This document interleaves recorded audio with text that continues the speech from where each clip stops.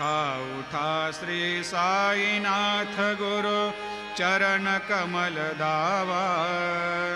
आधि व्याधि भवतापवारुणी तारा जड जीवा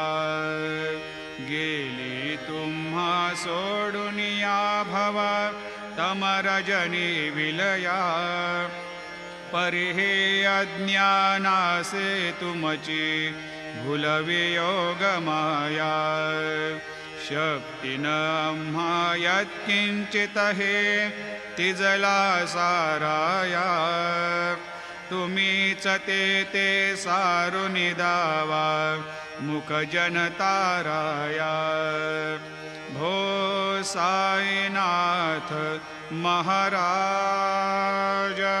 भवतिमिरनाश करवे अज्ञानी आम्ही